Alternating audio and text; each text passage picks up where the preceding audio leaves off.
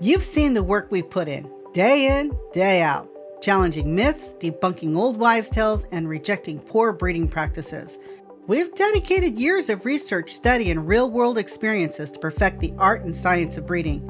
And we do it for one reason: to bring you the best, most accurate information possible.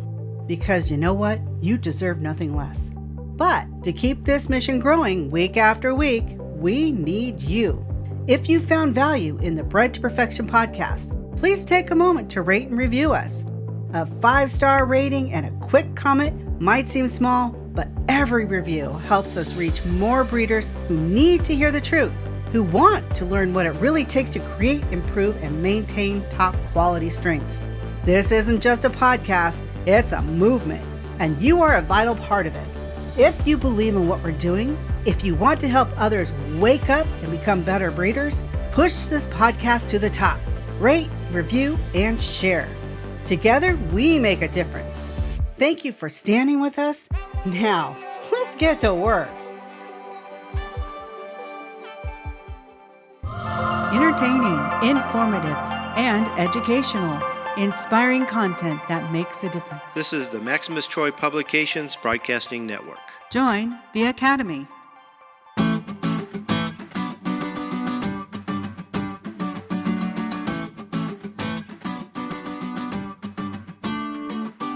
The Breeders Academy proudly presents Bred to Perfection with Kenny Troiano, a show for serious breeders. Whether you are looking to create a new strain or simply improve an old one, you have come to the right place. Daddy, I want more chicken. Oh, boy. Now, here's your host, Kenny Troiano. Well, hello everyone, and welcome back to another episode of Bred to Perfection. My name is Kenny Troiano, and this, my friends, is the podcast devoted to helping you become a better breeder and taking your strain to the next level. That's right, my friends. It doesn't matter if you are brand new to breeding or you've been breeding for many years. There is something all of us can do to improve our fowl for future generations.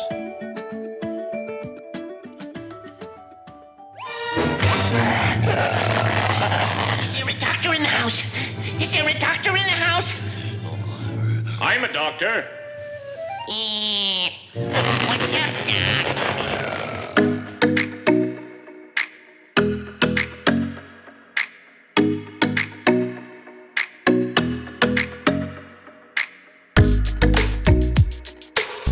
Okay, welcome to another episode of Bred to Perfection. I'm Kenny Troiano, and I'm here with my co-host Frank Bradley, and we're also with our special guest, Dr. Rodrigo Gallardo. He's a poultry veterinarian from UC Davis. How you guys doing?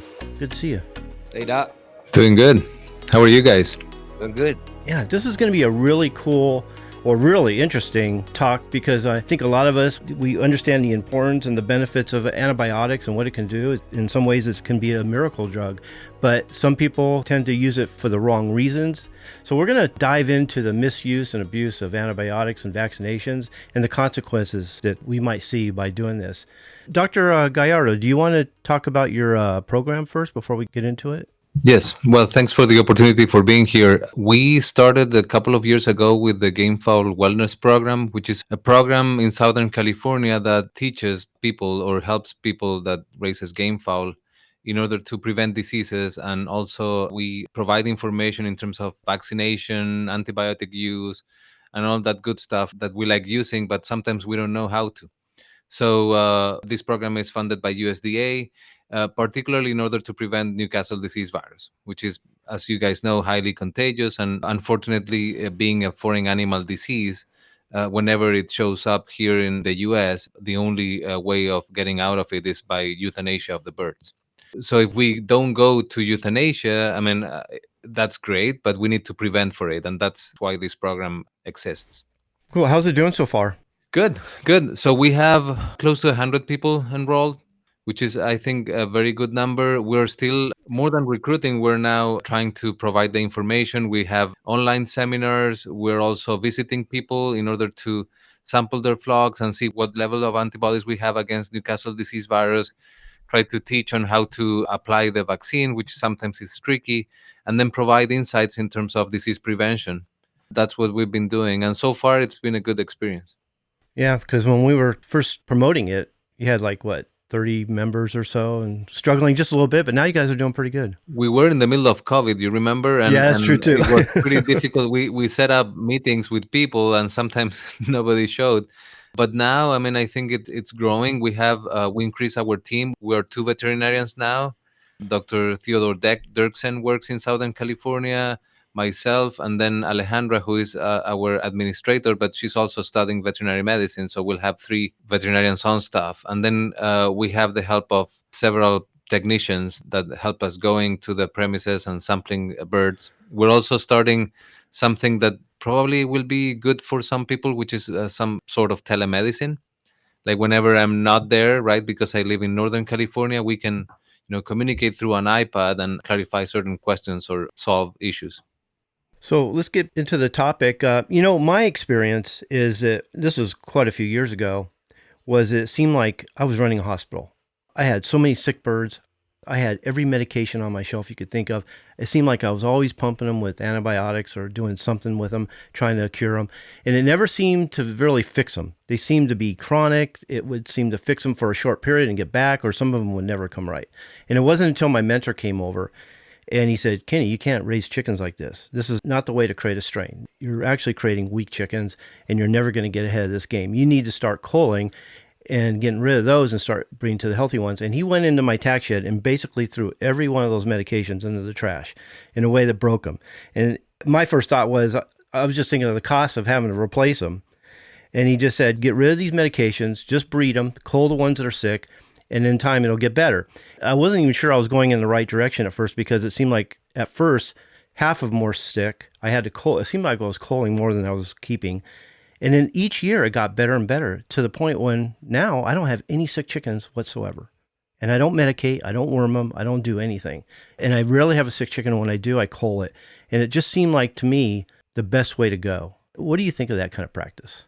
Well, like in humans, right? I mean, whenever you're taking too many meds, it's because something's not doing right. So in my experience, and I'll be really honest with you, I've practiced veterinary medicine for close to 20 years, a little bit more. And the reality, and I used to work with commercial birds, and somebody might think like, well, commercial birds, all these antibiotics, all these hormones and stuff. It's not such. I probably use antibiotics or prescribe antibiotics maybe 5 times, maybe 6 times in my life. And I'll tell you why. So the way in which we raise chickens, and the successful way in which you raise chickens or game fowl or birds in general, is through prevention. Birds, when they get sick, because of their physiology, usually they die. And the reason is because, they don't have the same respiratory tract that we have. I mean, they have the same pipe, they have the same lungs, but they have air sacs. And those air sacs perpetuate respiratory infections at the point in which it's really difficult to treat an ill bird. Whenever they start showing signs, usually you're, going down in terms of the curve of health. That's why we focus a lot on prevention. And part of that prevention is biosecurity. And I know biosecurity is that word in which, I usually talk about it and people shuts down and they say like, oh, again, they're going to talk about, the disinfectant and cleaning and disinfection and the management. But that's the only proved way that I know that it acts against all the pathogens. So it's cross protective, right? You don't do it with birds that are sick, and actually prevents diseases. So it's as simple as keeping your flock closed, right, from visitors or from other birds, in order to keep a certain level or status of health that it's important. So the first thing would be to deal with biosecurity and management in a good way, as simple as having a closed flock, and also making sure you're doing things right. You're feeding your birds adequately. You're giving them the vaccines that are necessary, right? You don't have to give vaccines that you don't need if you don't have challenges against certain pathogens. I see in the game fowl world a lot of mycoplasma vaccination, for example, where sometimes it's not needed, right? I see a lot of infectious bronchitis vaccination. If you don't have a challenge from infectious bronchitis, the only thing that vaccine will be doing is more harm, because it's a live virus. So we can talk about that later, but vaccines are not considered antibiotics. They are live products or live pathogens that we use in order to show them how the pathogen looks like, and then they will create immunity against it, right? And then in terms of management, clean water, clean feed, good nutrition, sometimes digging into the nutrition that you can provide to your birds. Sometimes grains don't give everything that these birds need, and they actually need a vitamin pack, a mineral pack that doesn't come with mixed grains, right? So all those things make a bird strong in order to be able to respond and in front of a pathogen coming into the flock. Now, as a veterinarian, I can tell you that we do need drugs. We do need antibiotics. That's part of our toolbox. And unfortunately, with the indiscriminate use of these antibiotics, we have less and less in the shelf. So I can tell you that for my practice right now, I only have 4 antibiotics that I can use. From a past, we did have many more. And the reason is that these antibiotics have been indiscriminately used and there's generation of resistance. So this is a topic that is really controversial. I can understand how people likes using them because some of them work really well, but at the same time you do a pact with the devil in terms of using them and not doing things right in terms of management and biosecurity. Yeah, I hope we touch on biosecurity a lot because I think it's that important. I was one of the happiest persons when they turned it to script, when they made you get a prescription for some of these antibiotics because of the way they use them. We'll talk about that in a second. But they're still getting them. I don't know if they're coming from Mexico or something, but they're still getting some of these antibiotics that they shouldn't be getting a hold of. Baytril being one of them, Yeah, it was like more than 6 months ago, maybe a year ago, that I was doing my rounds because of the program in Southern California. And I went to a feed store, and of the feed stores sat with me, and we had a long chat about antibiotics. And he basically told me, "You're killing 60% of my business." Wow. And I said, well, there's a reason why this is happening. And I talked with him really openly about the reasons, and the guy understood, right? When you touch somebody's pocket, there's harm. But at the same time, if you explain and you do outreach, right, which is part of what the university does, you can give reasons on why this is important. So from my rounds down there, I see a lot of products coming with labels in Spanish. I see a lot of products, they don't have the certification that we need them to have here in the US, and that's concerning. On the other hand, there's certain products that are bad for humans. So there's certain antibiotics that has been banned here in the US for use in livestock, such as Baytril, for example. Yeah. We cannot use Baytril in livestock or birds in this case, from which we consume their meat or we consume their eggs.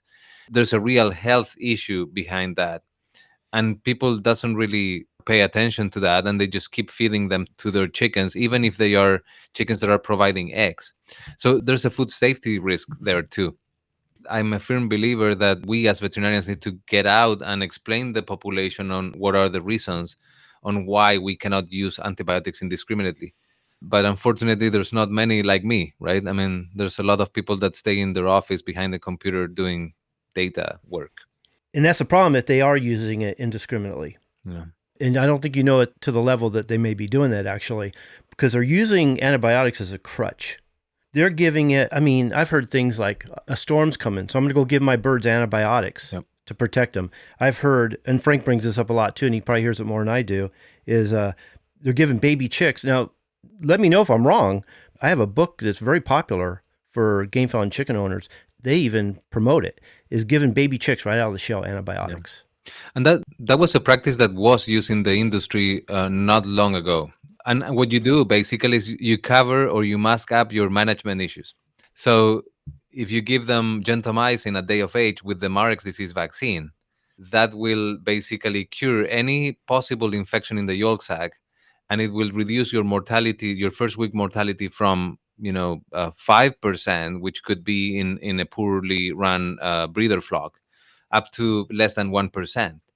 Now, all these restrictions that are in place, and all the consumers' new regulations, doesn't allow poultry producers in order to use them. So the hit that the poultry industry took with that was huge. Now here in California, at least, we don't use antibiotics at day of age, and the mortalities have gone up during the first week, but we've been able through management to reduce them up to the normal levels. So if you transfer that to small flocks, that tells you that you can do that. And actually, in small flocks, you have much more control of the individual bird. So you could take out antibiotics and use only management and certain natural products that are available, right? In order to keep your birds healthy and not have the mortalities that you think you will have if you don't use them. Let's talk about the way they use it, the actual practice of using antibiotics. And this is what I see almost all the time, is that they either have a chicken that they don't want to get sick, or they have a chicken that is sick. They take a half cc, pump it in the breast, and they think they're done. Yeah. They give a serious pulse shot, but there's no treatment. And that's the worst way to use it, right? So if you grab a chicken in this case and you put half cc of antibiotic, the only thing that you're doing is controlling the pathogens at a certain moment.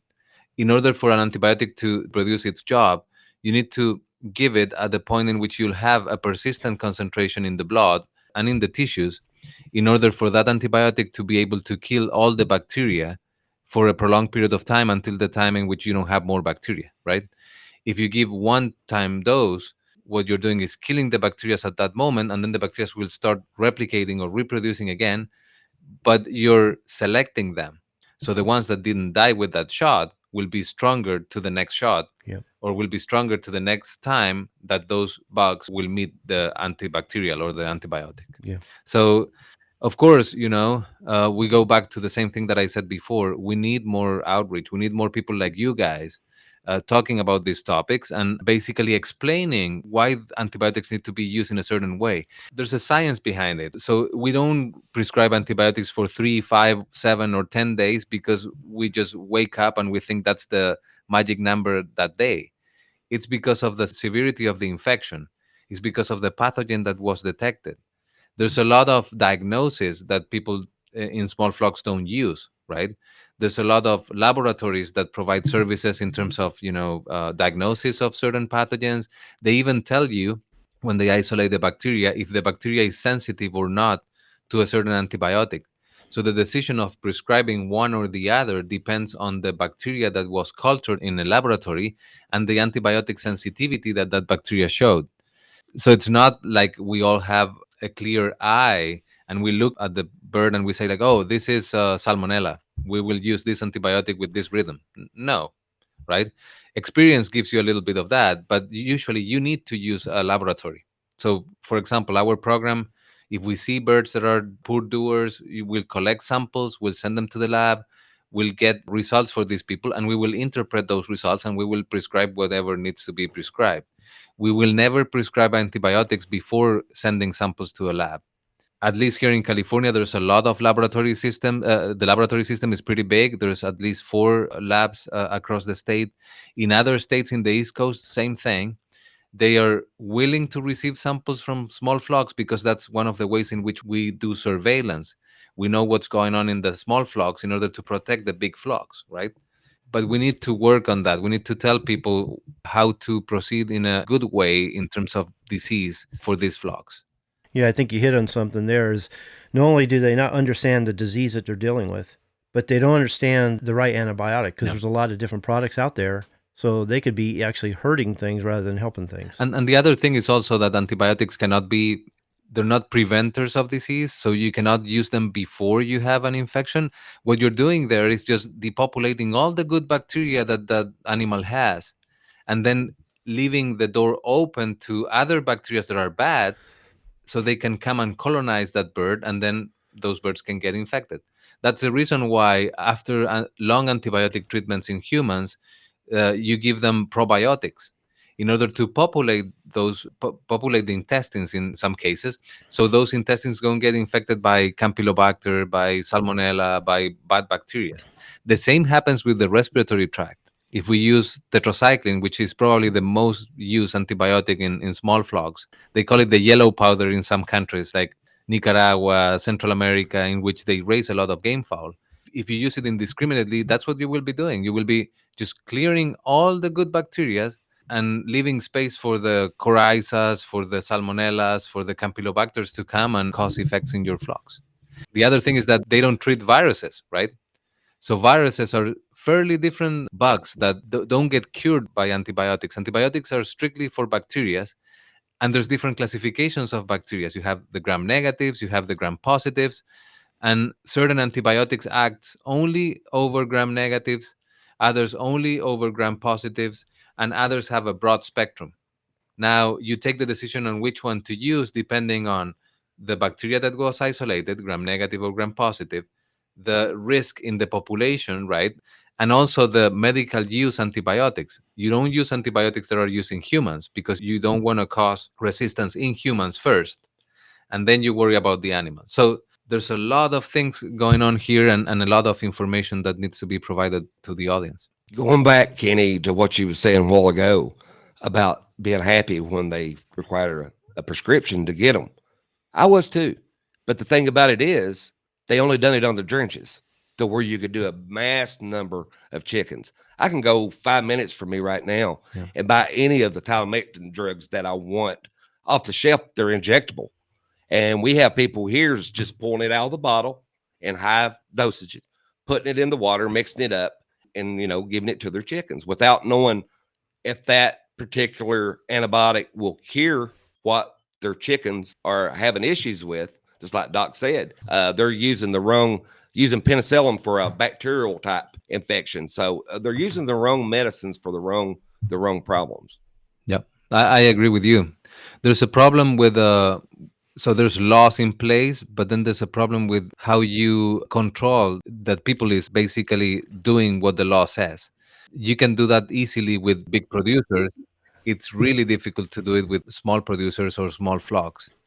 Yeah, it's unfortunate, but that's how it is. But again, at the same time, there's an opportunity there to explain people on how to do it. And these programs actually do that. I mean, that's why I'm very keen to talk with you guys and with others about these problems and other problems that we're not addressing, right? One of the biggest issues, and I'm departing from this topic a little bit to tell you what the big picture is. In veterinary medicine, most of the veterinarians or most of the students are willing to go on to small animal career or large animal or mixed practice. Well, the people that wants to go to mixed practice need to know poultry medicine, because those are the rural vets that end up in the farms, in which they have a flock of 40 chickens or they have game fowl, and people ask them like, what can I do with these chickens? What can I do in terms of prevention? So those are the veterinarians that need to be trained, and unfortunately we don't have many poultry certified veterinarians here in the US that can do that work. On top of that, since most of the veterinarians want to do small animal, there's just a limited chances of interaction that poultry veterinarians like me have with those students because they track a different training program. So what I do, I just load the van with 12 students and I take them to a farm and we start talking about poultry concepts. I'm not really interested about them knowing about farming chickens, but mostly about disease prevention and preventative veterinary medicine. So how you can do good biosecurity and management, and that prevents diseases. So I can talk about my institution. We are working on that heavily because of the problems that we have with Newcastle disease virus in Southern California. And I know some other universities are doing it, but we need to go back to the roots in a certain sense. We need to train people, professionals, about farming, about livestock, about where our food comes from, about all those things that we tend to lose with all computers and technology and that sort of thing. It goes deeper than the use of antibiotics and the possibility of veterinarians to do outreach. It's more on our side of things to show our kids that from where our food comes from, why we have poultry facilities producing chickens, why we have eggs in the store, in the market, and from where they come. You're talking about how they use it for preventive measures. And I think that's most of the cases. I actually think that they're not exactly trying to cure a disease as much as they are trying to prevent it. Yeah. And they're always trying to give, they call it a antibiotic program. You know what I mean? So it's before the store, before shipping, it's the baby chicks, it's bringing birds on my yard, I better protect all my other birds. That's, I think, the biggest problem. There's other things, since people like programs, right? One of the things that I do with our clients, basically, is to put them in a disease prevention program. And since people likes adding stuff to the feed or to the water, there's lots of things that you can add that don't induce, antibiotic resistance. And they're not antibiotics. I mean, we have oregano oil, we have, garlic extract. There's acids, organic acids. You even can add vinegar in certain instances. You need to be careful because sometimes that reduces palatability of water, and if chickens stop drinking, right, I mean, there's a huge problem. But there's certain ways in which you can prevent for stress periods, and you can basically provide a harsh environment for the pathogenic bacteria, for the bacteria that cause disease. Those are things that you can add into a program, a disease prevention program, which is inside a biosecurity program, right? With all the vaccines that are biologics. They're not antibiotics. So for that, you need to do an assessment of the premise. So a veterinarian or someone that knows about animal science should go into a premise and then evaluate how things are done. Then we evaluate which pathogens have been in that premise. If you've had an outbreak of necrotic enteritis or of E. coli, and then try to see which products are available or which things that are generic can help prevent that, right? You have the management, the cleaning, disinfection, the management, the movement restriction, and also you have vaccines. In certain places it might be good to use one of these live E. coli vaccines, let's say. But it's not just taking the decision from a neighbor that comes and tells you to go, hey, there's a new vaccine on mycoplasma. Oh, I'm going to use it. Do you have problems with mycoplasma? I don't know, but I'm going to use it because I want to prevent, right? Yeah. Yeah. Well, not necessarily, right? Because if you start poking your chickens with several different things, you're also challenging them with stuff. And sometimes it's even worse than having a disease. So what are we going to do when, I mean, at the rate we're going, and they're trying to stop the use of antibiotics indiscriminately by putting it to script, but it doesn't seem to be working completely. What are we going to do when the antibiotics no longer work? That the tools that you have aren't there anymore? Yeah. So what I can tell you is that there's a lot of commercial farms that are going organic. And in that organic production, you cannot use antibiotics. You have to feed them organic feed, and they have to have access to the outside. What happens with those poor birds when they get sick, which they don't do as often as you might think, they just die like crazy. And you have 60% mortality, or you even send them to the market or send them to euthanasia before they finish their production time. So the same will happen with these birds. I mean, the birds will die and we won't be able to do anything, which is sad because for someone like me, a veterinarian, that we studied this because we want to help animals, we just cannot do it because we don't have the right tools. I can tell you that you can use as preventatives the oregano oil and the vinegar and those things, but those are not treatments. I mean, we try most of the times to use them as treatments, but they just don't work, right? That's your preventative right there. Yeah. Yeah. Yeah. The oregano, especially, that's a great immune system builder. Yeah. It'll strengthen the immune system. But you cannot use a bazooka in order to kill, a microscopic organism. True. And that's what we do with lincomycin when we don't need it, right? I mean, maybe in order to prevent, you need to use oregano oil at a certain concentration rather than using the bazooka antibiotic that you're using and causing problems. So it's just a matter of the authorities to realize the level of abuse of antibiotics in order to start adding restrictions of sale for everyone. Of course, the priority are humans. So when all these things are causing problems in terms of public health, they'll just eliminate them from the stores and from the shelves. Yeah. And they will probably reinforce that in small feed stores. So we're digging our own grave in a certain sense. You and I talk about it all the time, and this is what I like about how you think as far as veterinarian medicine and poultry diseases, is that we think of things as the flock, not the individual. And I always try to tell people, try to think of it as a flock healthy mentality. Yeah. Think about what it's doing to the whole flock rather than trying to deal with one bird. So is it better just to cull the birds than to try to treat them most of the time? Sometimes it is. When we talk about animal lives in general, you need to be responsible on your assessment. So there's different ways in which you can assess if an animal will make it or not. Euthanasia is usually linked to animals that cannot make it, right? That after a good assessment, you realize that they're not going to be able to survive and they're not going to be able to basically get cured from a condition. And on top of that, in most of infectious diseases, those animals are hubs for contamination. So they will be infecting your other birds. The biggest example is Pasteurella multocida, which is fall cholera, right? So you have fall cholera in a flock, which usually comes from rodents. So that's where your biosecurity is with problems, or cats or dogs. And then you have an outbreak.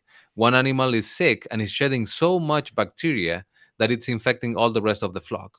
So the advice is to go there and euthanize every animal that is sick in order to prevent the spread of the disease, right? That's, of course, after reviewing, analyzing, and having a clear diagnosis of what you're dealing with.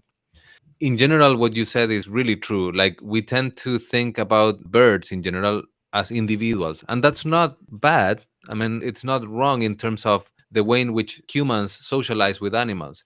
But when you're talking about health preventative strategies, you need to think of them about the flock. And it's not that I'm just forgetting about the individual. On the contrary, I'm adding to that individual his pen mates, and also the food, the water, the environment, the coops, the perches, which they're not animated, but at the same time, they form part of what my patient is, which is the flock, right? So the flock even includes the feed and the water. There's a lot of diseases that come from water, bacteria in suspension in water, well waters that are not really well potabilized. Well, that's my flock, right? I do an assess as a veterinarian. I go and I not only check on the animals, I also check on the well, and I order testing for that well to see how many coliforms it has. So what's the contamination of that water? I grab a bunch of feed and I send it to analyze, and I say, like, well, maybe my animals are immunosuppressed. I want to check the level of protein of my feed, right? I give recommendations of which feeds to use. Oh, you're using only grains. Well, maybe you need to mix it with concentrate. Concentrate will be giving you all the vitamins and minerals that are essential for these animals.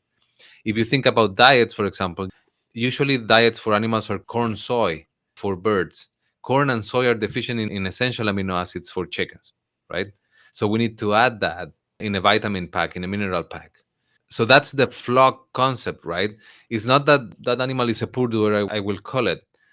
Yes, but I'm protecting the flock, right? Yeah. I'm going to tell you a story, and this is very, very illustrative of what we're talking today. There's a group of people here in the university that have a flock, apparently students. I didn't know about that. And they contacted me because they had respiratory issues and mortality. And we're under avian influenza season. So my advice was, you guys need to submit birds to the lab in order to do a proper diagnosis. The answer was, we're not here to kill chickens. We're here to save them. Mm. Wow. So there's a problem there, right? Mm-hmm. The problem that sometimes we don't reach out to the people that knows in order to start something, right? And then the other thing is that your mind is not prepared to receive advice without putting your feelings on it, right? If we're talking about the foreign animal disease, you need to do testing.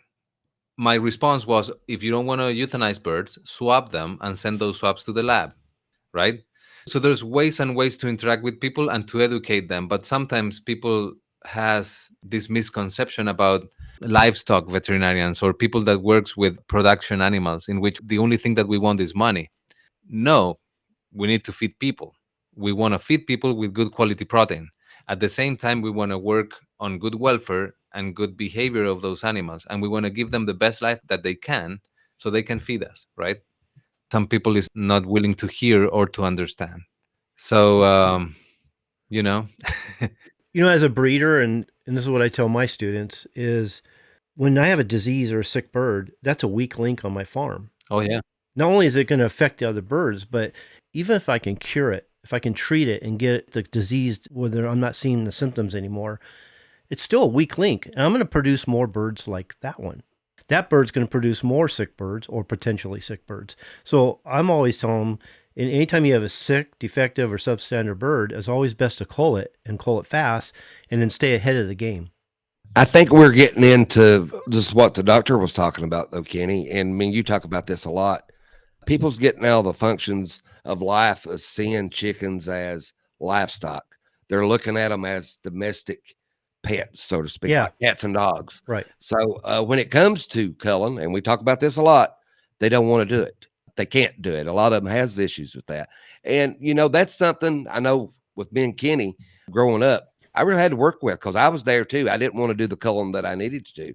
But in order to be a breeder and go forward, you have to put those implements of culling in your program. You have to. So one of the things that it's really important to start talking with everyone is the fact that when you use antibiotics, it's because you failed. It's not that you use them because you want to be successful. When you have sick birds, it's because you're not doing things right. Yep. When you have to use antibiotics to treat them, it's because you didn't do things right. There's ways in which you can do things right so they don't get sick. That's the right path in order to raise chickens. And not only chickens, other animals too. And the same happens, like if you think about your mom, right? Back in the day when you were a child, put that coat on, don't go out and don't get wet, cover your feet. She was doing exactly the same, right? Prevention. If we get sick, it's their failure. They cannot go to work, they cannot do their normal life, they cannot do anything. So that's the thing that we need to be telling everyone, that when they do use antibiotics, it's because they're doing things wrong. But you have to get in the mind of like these game fowl breeders. Having sick birds on your farm is normal to them. It's the norm. It's a norm. Yeah. And then treating them with antibiotics is normal to them. Yep. So it's just part of the deal. They have their farm. Having sick chickens is just something they have to deal with. They think it's normal. They think everybody goes through this. Yep. It's not, There's a lot of management there too. Like I've been to several game fowl farms and I see that there's a lot of birds. And like in everything in life, you don't have more things than the ones that you can care for, right? It could be a business, it could be a hobby, and we all like our hobbies, right? Let's say that I like cars. I won't have 5 cars if I cannot put gas on them, right? And I won't have 5 cars because I cannot drive them all. The same with chickens. Like I cannot have 120 birds because I cannot buy feed for them, or because I cannot provide the care that they need. And that's the game that I see in this kind of premises. There's a lot of people having a lot of birds, many more than the ones that they can handle, and they cannot really provide for them, at the point in which sometimes I go to places where even the water is dirty. The water is dirty, or there's no even water. So when that's happening is when you have to think about it and say, like, well, I will reduce my flock numbers and I will keep as many birds as I can keep, because I want them to be healthy and I want the best bird. I mean, that's the deal, right? If you have 120 birds that suck, right, you're not doing a good hobby, or you're not successful in what you're doing. Most of them that have a lot of birds, though, it's because they're selling them. Yeah. Okay. And so they are going to treat them because every bird has a monetary value. Mm-hmm. So they're going to give them medication. I feel sorry for the person that's buying those birds. Yeah. You took the words right out of my mouth, Kenny. That's what I was thinking. Yeah. Because they're bringing those faulty birds, they're bringing those weak links to their place. Yep. And then they don't understand why for the next few years they're running into disease problems or running into... You know how you can control that? Because this is a market, right? So there's a consumer and there's a seller. So if the consumer starts asking papers, Yeah. right? So Mm-hmm. can you give me your mycoplasma status of your flock? Like send blood to the lab and tell me if you're MG positive or if you're MG negative, or if you're MS positive or MS negative. Tell me if they're vaccinated against Marek's disease. Talk with me about your disease prevention status. Do you work with a veterinarian?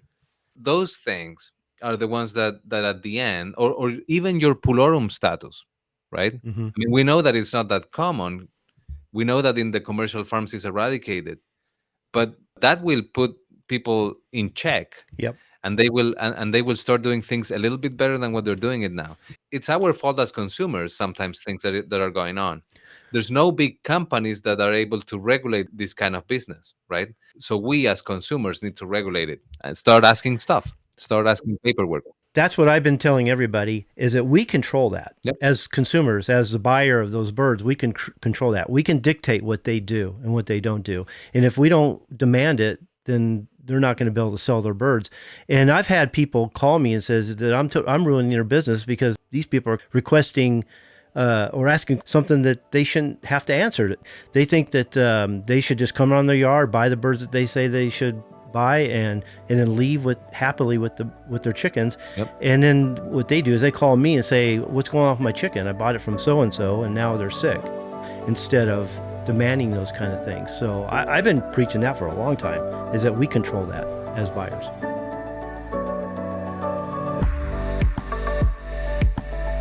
We'll be right back after a word from our sponsor. This show was brought to you by the Breeders' Academy, where we will help you to increase your knowledge of breeding, advance your skills as a breeder, and help you to improve the quality and performance of your fowl. As a member, we'll provide you with the roadmap that you will need to create a true family or strain. I urge you to check it out. You've got nothing to lose, and you can cancel at any time. You also have a 30-day money-back guarantee. Simply go to www.breedersacademy.com to sign up. The Breeders' Academy will not only change the way you think about breeding, but improve the way you breed your fowl. I hope to see you there. So let's get started.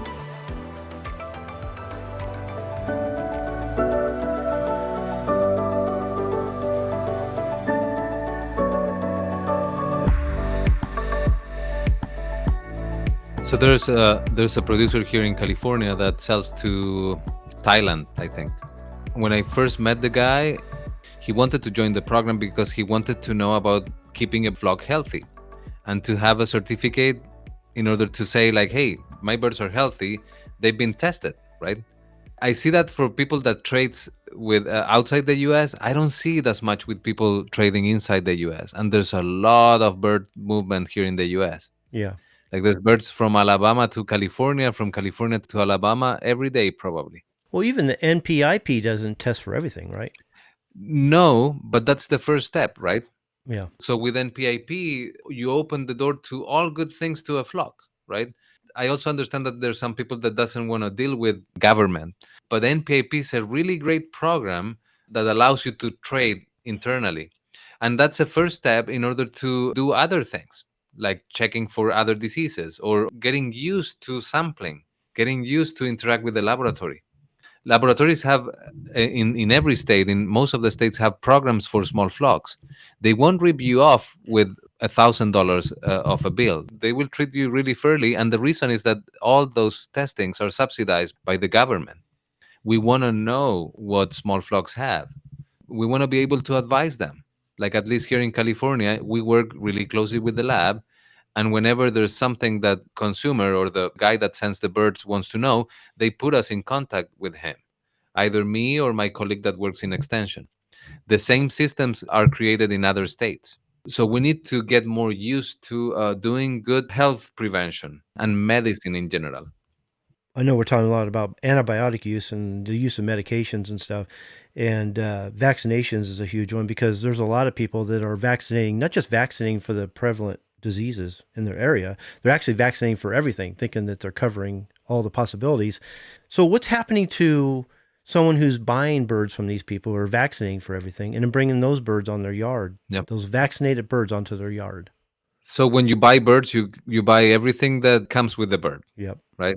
So not only feathers and legs and nails, you're also buying, the vaccines that were applied at day of age, or if you buy pullets, you're buying all the live vaccination that they've got throughout their life.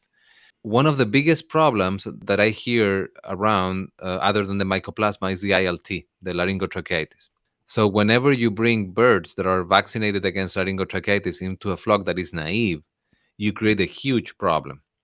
And I'll explain why. There's 3 different types of ILT vaccines. One of them is chicken embryo origin, which is the one that it's most hot, and it can revert to virulence or it can become pathogenic and kill birds after 4 passages.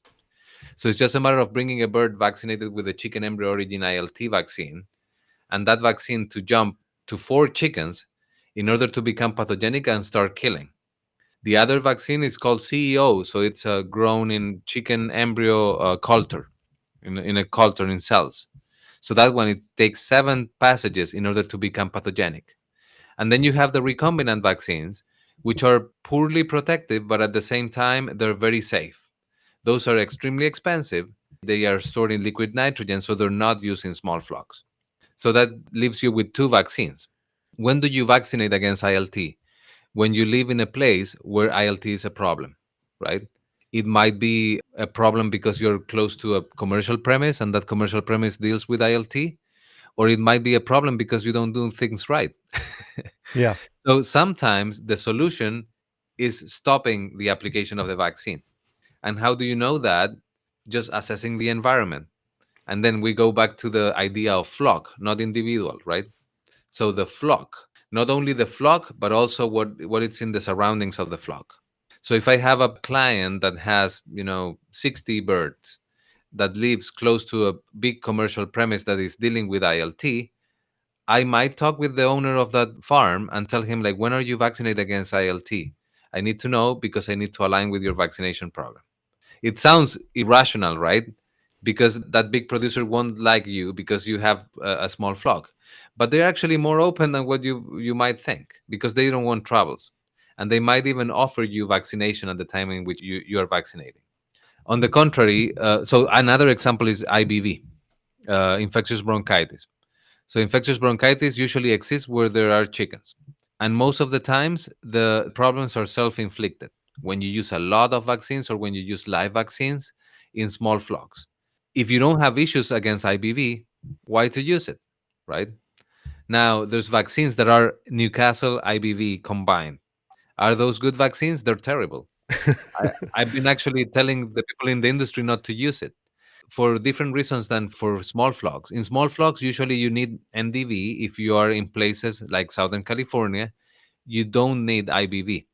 And the way in which it gets applied, so IBV and NDV, so Newcastle and bronchitis, they both bind to the same receptor in the chicken. So these vaccines are standardized and calibrated in order to have enough of one and the other so they don't compete for the receptors. That's when you apply the vaccine spray or when you apply it in a good way, when you know how you're doing things, not when you use a 1,000 dose bottle for 10 chickens, right? So that creates the problem that NDV doesn't take. So you don't have a good take for Newcastle. You don't have a good take for IBV. So you think you vaccinated and you're protected, but you're not. You're actually throwing virus to the environment. Mm-hmm. Those viruses change and they cause problems in the future. So all these things are probably very technical, but the point that I want to make is that you don't use vaccines that you don't need. And the program that we recommend usually is Marek's disease virus at day of age, pox virus. That's it. And even pox, if you live in places where there's a lot of mosquitoes. If you don't have mosquitoes, you don't need the pox vaccine. Did you see my outline, Frank? Look at the ones I put on there that he probably will recommend. It was Pox and Merrick's, and the rest of them Yeah. down below are ones he doesn't recommend. That's funny. I had a friend of mine who had great birds, a really healthy, really strong family, never had any problems, never had any coccidiosis, and his wife decided to bring some baby chicks on his yard from one of the hatcheries, and they suggested that he got the coccidiosis vaccine. Okay. So he brought those on. They grew up. They mixed them in with their yard, and all of a sudden, his yard was full of coccidiosis, and he fought that for years because of that. Yeah. So That's another example, right? So when these coccidia vaccines came into play, these are attenuated strains. So they're not the ones that cause severe mortality.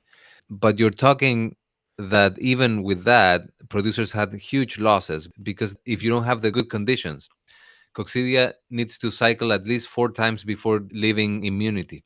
And if you have flocks where the coccidia can replicate faster than 4 times, let's say high humidity, lower temperatures, the vaccine, light like fire, and then you had to start controlling it with chemicals.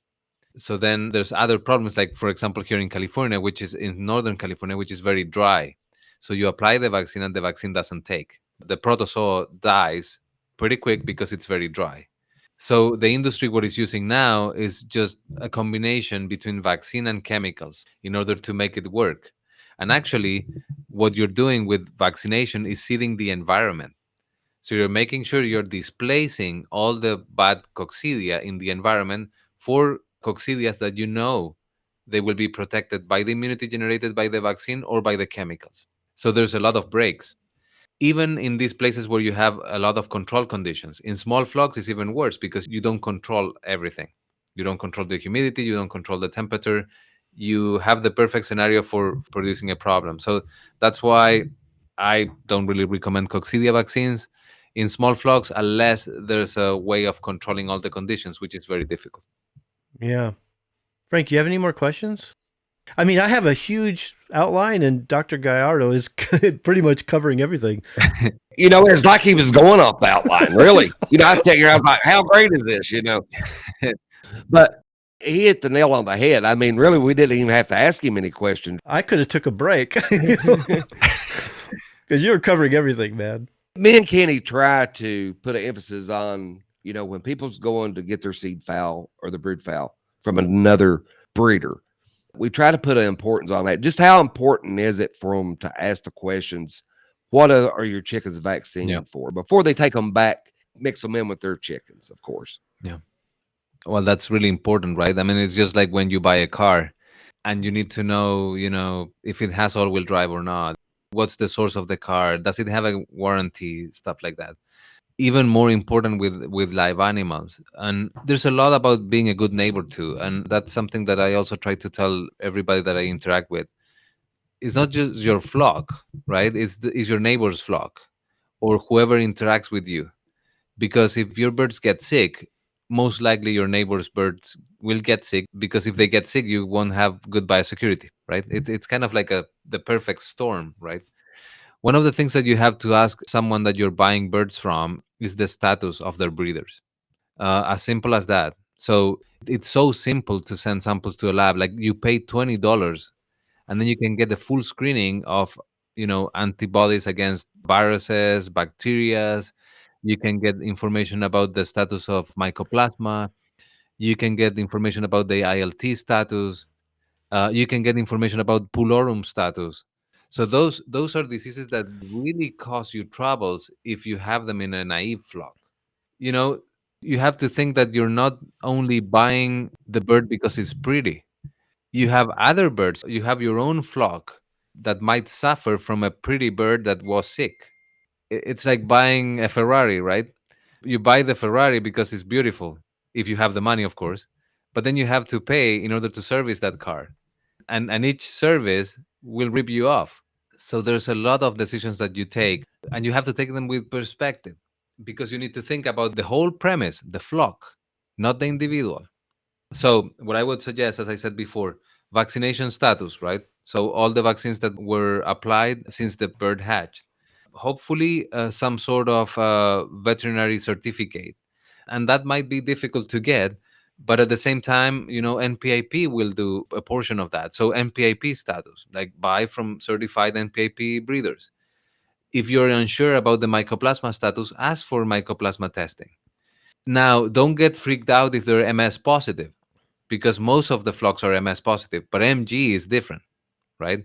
There's a lot of MG positive flocks, but there's still MG negative flocks. So there's a lot of positive Mycoplasma synovia flocks? MS, yes.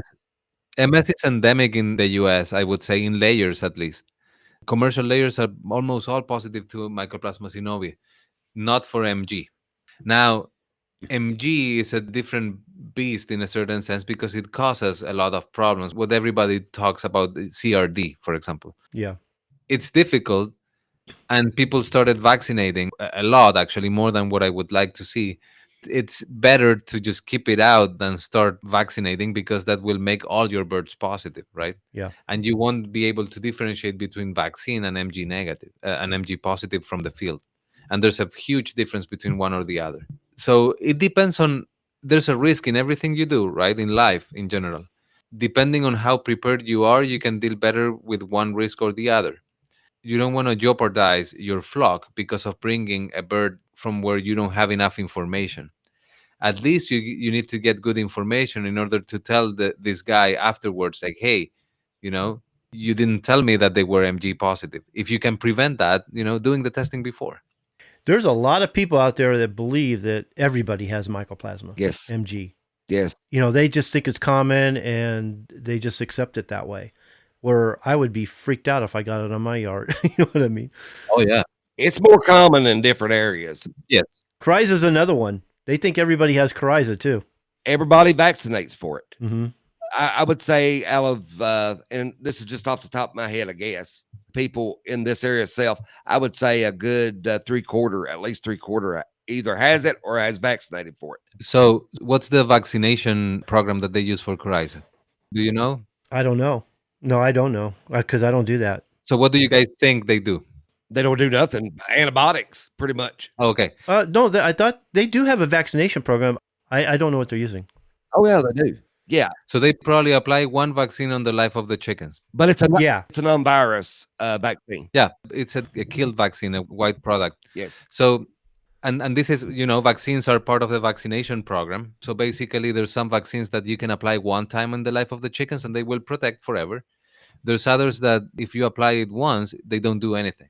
That's coryza. Coryza is one of them. If you apply it once in the life of the chickens, you probably won't even generate antibodies. And the reason is that killed vaccines don't have this property of growing in amount. The bug doesn't grow.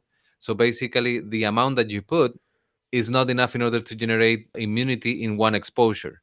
You need to apply it at least twice before the lay onset.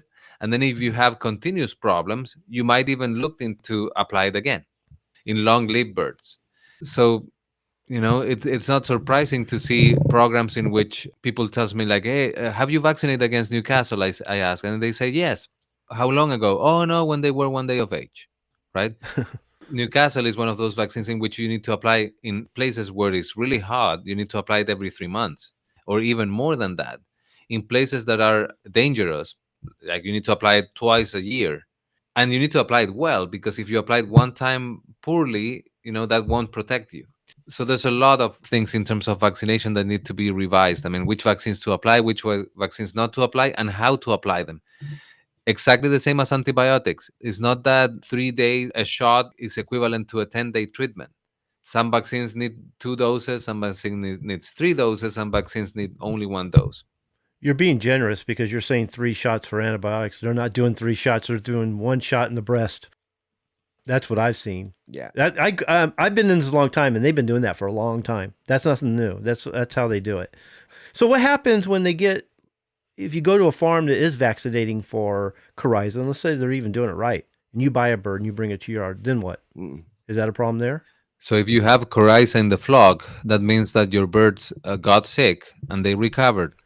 The recovery generates a carrier status. Yep. So those birds will be eliminating coryza their whole life whenever they are in periods of stress. And that's why you don't want to have coryza in your flock. So it doesn't matter whether he vaccinates. You're bringing coryza on your yard. No. Yeah. They still shed. Yeah. Yes. Now, if you vaccinate them well, the shedding, so the amount of bacteria that are shed from those positive birds or carrier birds will be less. And that's what you play in commercial farms with multiple age complexes, and they're positive to coryza. You want them to have enough antibodies to control the infection that is floating around. So you reduce the amount of bacteria that is shed into the environment, and you reduce the chances of new birds to get infected. Now, if there is a good side to this, something you can't do with mycoplasma is once they have it because it's passed through the egg. Yes. It's vertical. But coryza is horizontal. If you get rid of the parent stock and clean up and bring in the young, then you're good to go. Yeah. A lot of people don't know that. Yeah, you can just start from scratch and start with fresh new birds and eliminate coryza. Coryza is one of those bacteria in which they're very labile. They die pretty quick with cleaning, disinfection. Now, it's different to clean and disinfect your kitchen, which has tiles, than clean and disinfect dirt, right? Mm-hmm. So that's the other thing. You need to probably let the soil rest for quite some time in order to eliminate pathogens that are in the environment. Yeah. Your coccidias, your bacteria, viruses, etc. And I didn't vaccinate for it. I done pretty much what Kenny was talking about with the parent stock. Yeah. And it took a while, but you are able to do it without, using a vaccine. But it works. Yeah. I have a comment from Nancy. What if your next door neighbor vaccinates for Newcastle disease? Are your birds now susceptible to getting the disease because you have unvaccinated birds? So like in everything, vaccination and everything that you want to generate population immunity, there's a good neighbor thing. If you vaccinate and your neighbor is not vaccinating, your neighbor has the same chances of getting infected by a wild type virus that it's out there, but you that vaccinated have more chances of getting infected because your neighbor's birds won't be protected. So what happens is that your neighbor birds get infected and they eliminate so much virus into the environment that even you being vaccinated, your birds won't be protected. And then your other neighbor will get infected, and then your other neighbor will get infected. So this thing starts growing and growing. If everybody vaccinates in a concerted effort and you have antibodies against Newcastle disease in a community, and Newcastle disease comes, there will be neutralization of the infection, and also they will get infected and they will eliminate very few viruses. And those few viruses, when you have few viruses in the environment, it's much difficult to spread it into other neighborhoods. So that's the strategy of vaccinating against Newcastle. It's not really to prevent your birds for being euthanized if you have Newcastle disease virus. It's more to prevent the outbreak to extend at the point in which you need to kill everything that it's in a state or in a place. Is there anything we're leaving out as far as how to properly use antibiotics and how to get away from the indiscriminate use of it and the consequences? Because I so desperately wanted to talk about this because for years, I mean, I've been seeing this for a long time, the way they use antibiotics and their thought about it and how they use it as a preventative and they're basically shooting their birds up with antibiotics all the time. I just see this going very badly for the future, you know? And they're eating those eggs too. Lala backyard, Yeah, they are. they're putting those antibiotics right back in themselves. There's a disease residue. I mean, there's a vaccine residue, right? Oh yeah. So if I, for example, prescribe antibiotics into a layer facility, I have to use withdrawal time. So all those eggs for a period of time won't be able to be sold in the store. So that's the other reason why we use a lot of prevention in commercial farms. A lot, because we don't want them to get sick. On one hand, an ill bird don't produce. On the other hand, there's lots of expenses, right? And then if you think about the veterinary side, I don't want my birds to be sick because they won't produce it, because they do poorly, and because there's a welfare issue. That's a lot of withdrawal time on those, Oh especially yeah. on the stronger antibiotics. What is it? Average a couple of weeks, Doc? Some of them are a month. When you're Yeah. unsure about the withdrawal times, you always hit for a month. Wow. Yeah, that's a good idea. That's a great idea. It's a lot of time. We don't have any questions, so that's all the questions I have for you, Dr. Gallardo. I don't know what else to ask. I think we've covered everything really good. It's like Frank said, it looked like he was reading off my outline here. Yeah, he done great. I thought he was. No, I never gave it to him. I thought, well, can he give you the outline? So Well, thank you guys.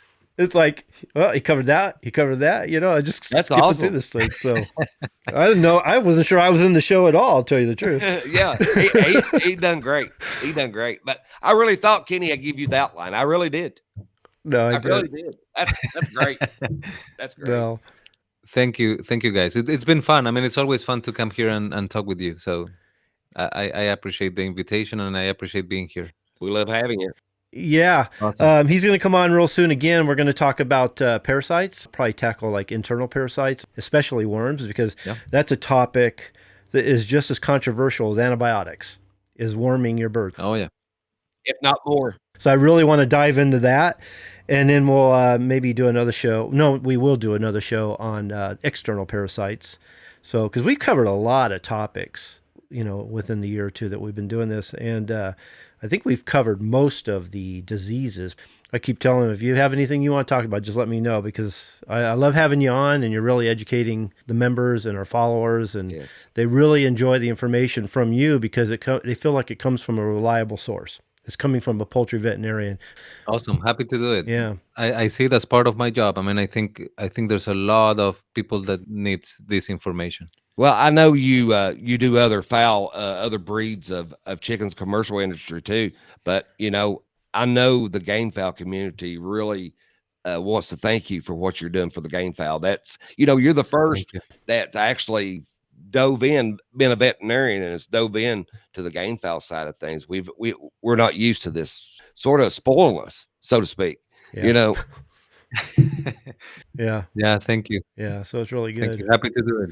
I mean, I have to wear different hats, right? But I'm happy to do it. I mean, at the end, how I see it is that this helps my primary job, which is working on commercial poultry. I mean, that's where my heart is and my passion is. But if I can provide or extrapolate some of the information that we have in order to produce protein for people to other poultry populations, I mean, that's helping me in order to have less challenges in the commercial poultry side. So get a relation and establish a relation with the diagnostic lab. If you have to pay $20 for testing worth 500, it's totally worth it. And if you guys have issues on interpreting results, ask them to get in communication with the extension veterinarian. They should be able in every state to provide insights and input on what you're doing and what problems you're having. People in the universities gets paid by you guys, by your tax dollars, so you need to use them. Well, I know you're busy, Dr. Gallardo. I don't want to hold you up too much. I really appreciate the information. I know our listeners, followers, and our members are really appreciating it too. I can't wait to do the next one. Awesome. Yeah, thank you, Kenny, Frank, for the invitation, and I'll be happy to come back again. I mean, I as I said, I have fun. Thanks, Doc. We appreciate you. We really do. All right. Okay. Thanks. Take care. Thanks. Bye. That was awesome. He's great. Truly awesome. He's great, man. But seriously, I feel blessed to have him on the show. Hey, we are blessed to have him on the show. But I really seriously thought, okay, that was a good idea. Can he give him the outline to go off of? I have in the past, but I didn't give him this one because when you said he didn't have it, I was just blown away. I didn't know what to say, man, because he didn't do them in order, but he covered everything pretty much on it. And sometimes he actually did. Yeah. But I just found myself skipping through things. I'm like, wow, that would have been a good one to talk about. But he covered it really well. And, yep. So, I was starting to wonder if I was even in the show. He did such a good job with it. But I like how he covers it. He's comprehensive. I mean, He really goes through it. He's complete. He gives the information. Maybe that's the best way to do it. I mean, if it's on his mind, he should just talk about it. Right. And I can skip through it, I can have him come on, say everything and say, thank you. Turn off, Yeah. And he explains it in such a great way to understand it. Yes. He takes it and puts it down to where anyone can understand it. And, sort of the way you do with the website.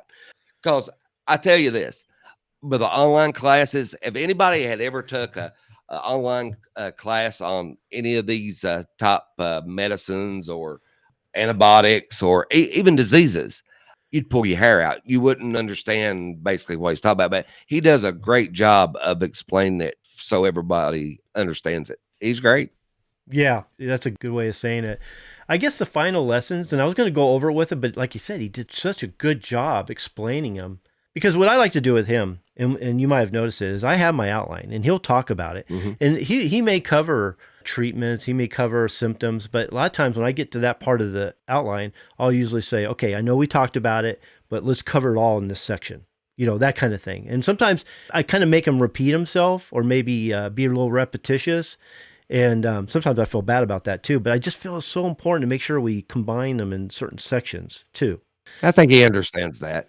Plus also, you know how I work, Frank will be talking. Sometimes I don't even hear what Frank's saying because I'm looking at the outline. And then I go to re-listen to the show to see how it went. And Frank brought up some really good topics that I could have elaborated on. I could have expanded or responded to, and we could have made a conversation. And it really upsets me. But that happens too with Dr. Gallardo, where he's talking about something. I'm looking at the outline, so I'm not exactly listening to him fully because I'm trying to figure out what the next question is. And so what happens is it ends up being repetitious because I'm asking the question that he's already answered earlier. Right. I'm bad for that. But it wasn't so much with this one because it wasn't about diseases per se. It was about the use and misuse of antibiotics. Because I asked him last time I talked to him, I go, do you think we can come up with a show on this? I didn't know if it'd be a 5-minute explanation and it was done. And he goes, yeah, we can come up with a show. And I go, cool, because if anything these people need to learn more than the diseases themselves and the symptoms and how to treat them is the proper use of antibiotics and vaccines, because I'm seeing it all the time. They're using it wrong. And there's some people teaching this method, this practice of constantly using antibiotics and using them wrong and for the wrong reasons and not really paying attention to the disease. And there's beginners listening to this thinking they got to do the same thing. And it just frustrates me. And my members know it on the Breeders' Academy that I do not promote treatments. I do not promote fixing sick chickens. If you have sick chicken, that's a weakness that you need to cull. That's the way I believe. Well, I look at it this way, and I would want the viewers and the members to see it the same way or consider about seeing it the same way. I look at it this way. If I've got any type individually or group or whatever it is that's on my farm and they became sick by whatever it may be, if they can't live and survive in the wild in the condition that they're at, then I'm going to cull them. If they can't live in the wild, then I don't want anything to do with them. That's true. I stay as close to nature as possible.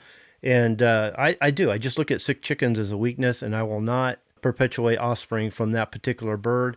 And I call them as fast as I can. You know what? I hardly ever have a sick chicken. Look at our members when we were doing that testimonial show. Mm-hmm. The same thing. There was a few of them that said that they trusted me. They got rid of the sick birds. And today they don't have any sick birds. They quit running a hospital. Yeah, because you breed sick birds, you get sick birds. Yeah. You breed healthy birds, resistant birds, that's what you get. He made a great point. If you have to medicate or give antibiotics, then you're doing something wrong. Yeah. You've messed up. That should have never happened. Yep. Okay. And the fact that as a poultry veterinarian, he rarely even prescribes antibiotics. That blows me away. 5 times. He said in his career, 5 times, maybe 6. What does that tell you right there? Yeah. That if you're getting ready to buy birds from someone and they give antibiotics or they're treating their birds all the time, then maybe you shouldn't be buying birds from those people. Okay. I agree. When they're openly saying that they're vaccinating or not so much vaccinating. I understand vaccinations a little bit in that to a point. I think the biggest problem is that they're vaccinating for stuff that they don't have in their area. I think that's a mistake. You know, and I thought that was funny because I told you, look at the outline. Yeah. I had a list of diseases that people vaccinate for, and the ones I put at the top that he'll probably say that's the ones you should vaccinate, but not the others. It was Merrick's and pox. Yeah. And that was it. Okay. So do I know this guy or not? You know? Hey, yeah, you had him down. I mean, when you wrote that out, you seriously, I think that's the best outline you've ever wrote up for one of the professionals that's come on and actually been interviewed. But I mean, he was spot on with everything. You had that written out just perfectly the way he explained it. I mean, it was dead on. We didn't get a lot of questions. You know, and I think too is because he was doing such a good job at talking about it that you didn't want to miss anything. So it was hard to actually type something in and not miss anything because normally we would have got a lot of questions. Plus, I probably should have said earlier, get your questions in. True. I was just so busy. I put Nancy's on there, forgot about her. You know what I mean? He had to read it himself. I felt bad about that, you know? You know, here's the thing, and I hate to admit this, but I didn't even see you put it up there until he started reading it. Oh, is that right? Honestly, I was so in tune to listening to him that, you know, I wasn't paying attention to. You could have sent me a message at the bottom of the screen. I'll never know it. You know, the only problem with having an expert on your show that's has a lot of information, is really good at translating that, he's real informative, and you just want to listen to him, is that I sit there listening to him. Yes, I'm thinking about what I want to say and everything, but it goes so long between times I talk that by the time I'm ready to talk, I forgot how to talk. You know what I mean? Yeah. So it's like, I can't spit it out because I forgot how to talk, you know? That was a really good show, which, you know, all of his shows are really good. They're informative. They're to the point. He gets the message out to the viewers, but this one was really a really good topic. And I'm looking forward to the next one, the internal parasites. I'm really looking forward to that. Yeah, because we're going to tackle worms in a big way because there's a serious, I guess you could say, a fault in the way they're, you know, treating for worms and the way they're dealing with worms. And I don't want to say too much about it. What's that? They're poisoning their soul and their birds, destroying their liver and organs. Yeah. To give you a hint, I haven't wormed my birds in probably 15 years. Okay. So what does that tell you? And I got the healthiest bird. You can tell that by the pictures of them, you know. Okay, I say a bird is over a 50 egg count on a slide. He's not going to have real nice shiny plumage. His head's not going to be red. They're not going to be active. They're going to be underweight. So if a bird looks like yours and they're at their weight and carry themselves the way they do, I don't think a few worms is going to hurt them. I really don't. Well, think of it. I mean, this is what really attracted me to Dr. Gallardo in the first place. When I can't remember what show it was. It might have even been the first one. I don't know. But he was a big proponent of paying more attention to the flock rather than the individual bird. Yep. Okay, it's all about the flock. So if you have one bird that's sick or having a problem, sometimes it's better just to cull that bird than infecting the rest of the flock. Okay. And so I've always done that. Whenever I have a bird that seems wormy, Now, I could pump a bunch of wormers in him and everything. Chances are he may never come back like he was, if you notice it, if it's that bad. And if it's not affecting the other birds, I'm not seeing it as a problem throughout the flock. It's just that one bird. I'm going to cull that bird. That doesn't mean I'm going to flip out and start worming all my birds because one bird had worms. Yeah. He just was susceptible. That's all. I agree with that. Same way with the external parasites. You know, how many times, Kenny, have you found one bird on your yard that had lice or mites of some sort, and you check the rest of your birds and they don't have one on them? Yeah. Chase says, he says using kerosene, lye, and other chemicals to work a bird. See it posted all the time. I know. Yeah, it's crazy. I seen them use Drano and soak them in oats and feed them. That'll kill the worms. I'll agree. That's a good worm killer, but it's going to kill every organ on that bird too. We had a couple of members who, and this kind of shed a light for me how the anxiety people have when they said, okay, I decided that I was going to trust you. I was going to stop treating my birds and give them medication, antibiotics, and start culling the sick. And you could see it in their face that, oh my God, I can't believe I'm doing this. Mm-hmm. So you can see why people are hesitant to do that. But trust me, if you practice good biosecurity, you cull the sick, substandard, and defective birds, and you only breed to the healthy, yeah, it'll feel like you're going in the wrong direction at first, but I'm telling you, you're going to have a much healthier flock in the long run. And if you're someone who takes them to the shows and you got to bring birds off your farm all the time, or you bring them back, or you're getting new birds, then practice good biosecurity, have a good quarantine area, and protect, and so that if there's anything that becomes symptomatic, you're protecting the rest of your flock. Again, it's not the individual bird. I'm one of those persons that when I take a bird off my farm, I sell it. Well, I don't sell it so much anymore, but I'll give them away.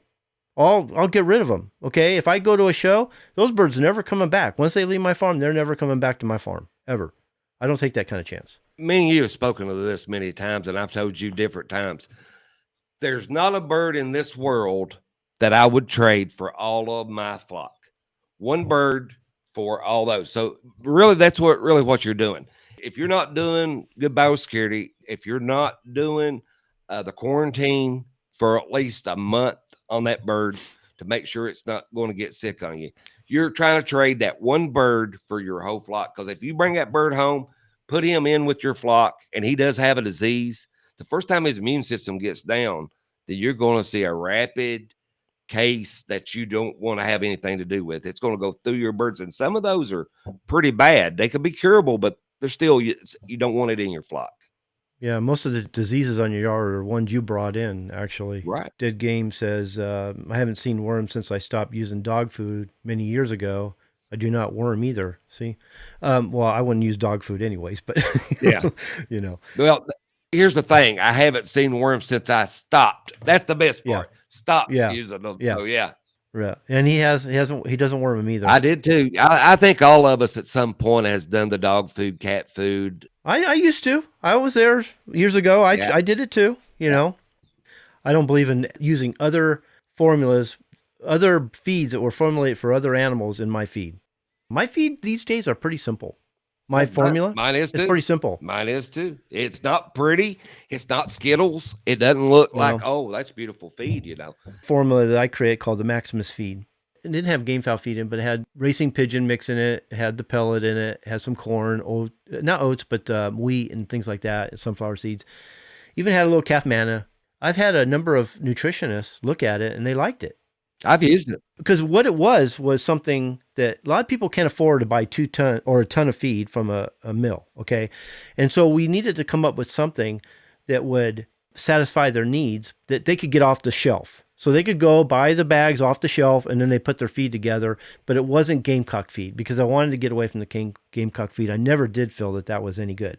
And this worked really good on my birds. Well, nowadays with COVID and the supply chain being all messed up, and it's really getting hard to get some seeds in certain feeds, racing pigeon feed being one of them. Yeah. So I decided to change my feed. So I made it really simple. And the Neutrino All Flock is one of the best pellets I know. It has the best nutritional profile. It's the closest you're going to get to natural without being organic. And it was told by Jack Dodd, who I think is one of the best breeders out there. And I started using it, and I love that stuff. And my birds have never been better since I've been using it. And because of the difficulty in getting certain feeds, I'll tell you what I do. And this is pretty simple. is I use the all flock, Neutrino all flock. I use 4 parts of that. And then I have a can that's mixed with corn, scratch, and sunflower seeds. I can't even get wheat these days. Yeah. And I mix that up real good. And so I do 4 parts of the all flock, 2 parts of the mixture I just told you. That's it. And my birds are doing great. I'm getting chicks on the ground. They are active and healthy. You know, they just look fine. So I don't give them any supplements. I don't give them any extras. What I just told you is the complete feed that I give them. There was a comment that I made on Facebook on feed. Everybody was showing their feed off, and the first thing anybody would say about the feed, oh, that looks great.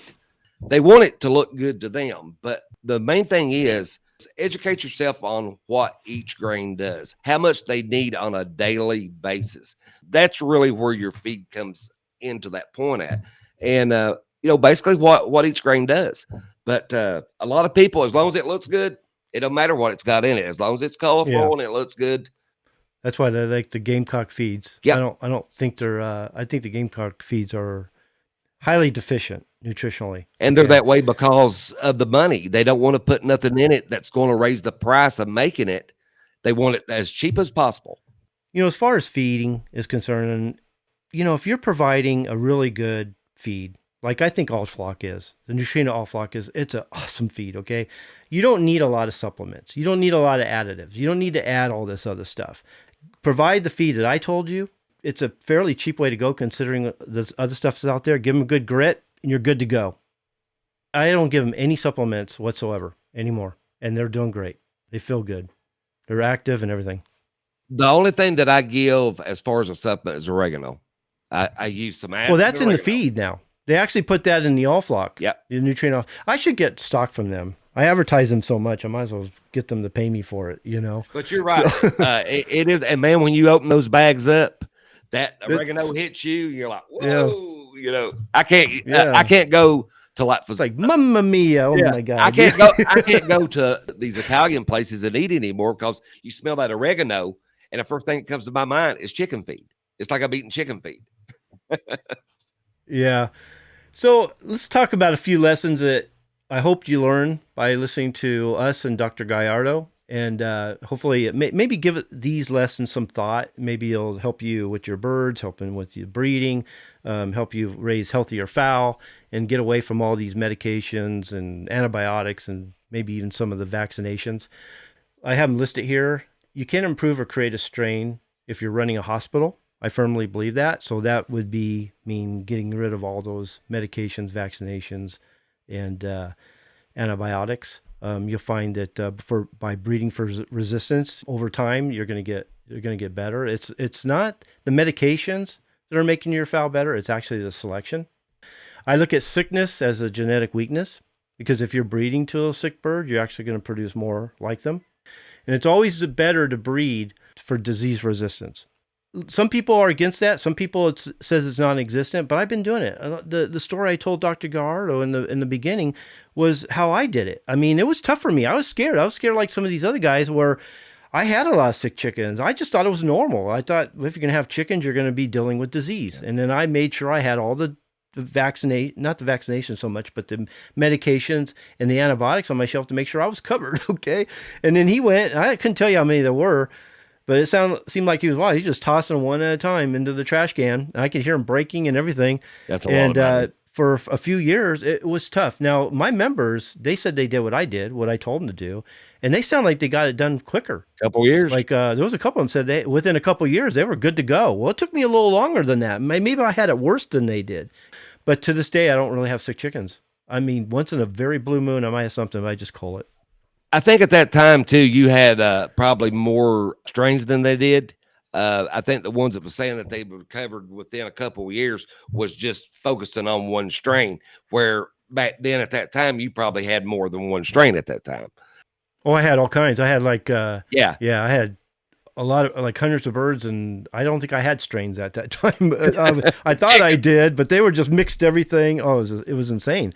When I look at what I've got now compared to then, it was amazing. It's amazing, actually. That's the good thing about pictures, because that shows us where we're going over the years, and that actually I try to take all I can of them because it really tells you how you're going forward as a breeder just by looking at those pictures. year after year after year. Well, it shows you the progress. Yeah. You know, Yeah. so Pictures are great. I always thing. say it, if your offspring are not better than the parents, you're going in the wrong direction. Going backwards. Yeah. So cull the sick, breed to the healthy.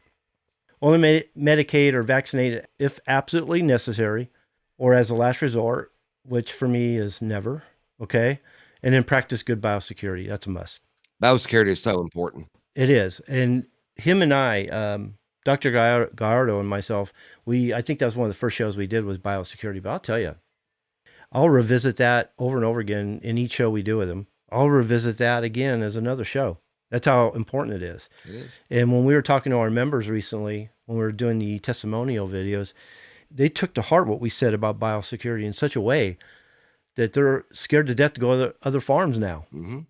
Deathly afraid of, you know? Yeah. So, well, you know, I've said this many a times. I'm so conscious about it that like Tractor Supply or other feed stores, anybody that sells any type of feed, I wear shoes in, but I don't ever wear my boots that I wear on my farm, ever.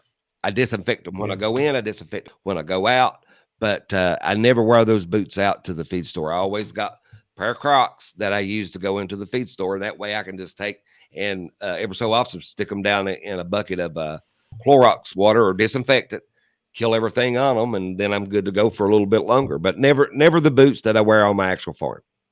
yeah, the shoes I wear outside are completely different than the ones I wear outside this house. Yeah. Just like when you came, you bought a pair of new boots just to go on my place with. You know, I would go to Walmart and buy, like those $20 sneakers to go. Like if I went to Chris's farm or someone else's farm for a visit, I would always, and usually I'm turning the price tag off of them and lace them up right there, when I'm getting ready to go on their farm. So yeah, $20 can save you a lot of remorse later on. It really can. Yeah. It's like he was saying, what was it, a couple episodes ago? He said a dropping from like a goose or a duck that's the size of a dime can kill thousands of chickens when it comes to especially avian influenza. That's terrifying. Yeah, it is. It's terrifying. It really is. Go out there and one day they're all dead. Yeah. The flock you've been working so hard to improve and create, And, you got a flock for 30 years. You put all this time in it. That's a lot of time. And just by stepping on feces and walking onto your yard, you could destroy everything that you've accomplished in just one step. Someone was asking me recently, I think it was one of my members was asking me, how do you breed for disease resistance? It's actually real simple. You don't treat them for disease. You cull the sick, but you breed and select for good constitutional vigor. So it's always the healthiest birds on your yard, the active, the ones that feel the good, look the best, the ones that have nice red faces, things like that. So it's not that hard, really. You just got to have some kind of discipline and some courage not to use those medications. Yep. And like you said, if they're vigorous and they never get sick, that's the ones that you want to bring back every year. If they get sick, never get sick. Never get sick. If you get one that gets sick, I never breed a sick bird, ever. If that bird gets sick, I never breed that bird, even if it's something simple. As a chick growing up, if something happens to that bird, it will never reach its full potential anyway. No, never. Mm-mm. And if you're selecting really healthy hens, chances are you're selecting hens with good mitochondrial DNA, and you're going to get that growth and development that you're looking for. Yeah, you're going to see your family improve, each generation if you breed and select in such a way.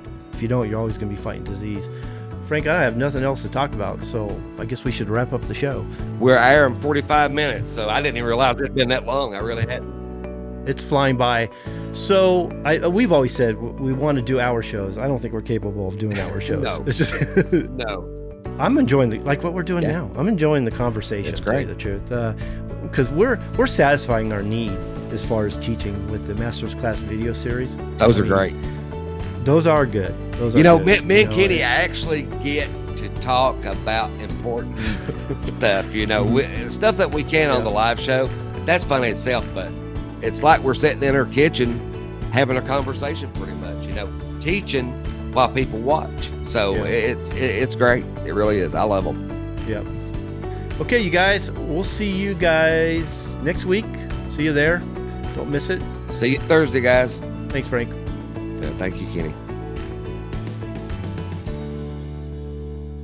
Okay, thanks for listening.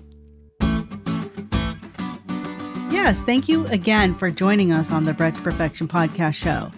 This show was brought to you by the Breeders Academy, where by becoming a member, you can increase your knowledge of breeding, advance your skills as a breeder, and take you and your fowl to the next level. We can also show you how to create a strain from hybrid crosses or mongrel flocks, and help you to create, maintain, and improve your present strains. We urge you to check it out. You have nothing to lose, and you can cancel anytime. To join us at the Breeders Academy membership website, go to www.breedersacademy.com. Best of all, I'll be there to help you every step of the way. While you're checking out the Breeders Academy, make sure to sign up for our newsletter, The Breeders Bulletin. We provide a lot of free bonus materials and some great information that will take you and your fowl to the next level. Well, that's it for now. We hope you join us next time for another episode of Bred to Perfection. We'll see you later. Bye.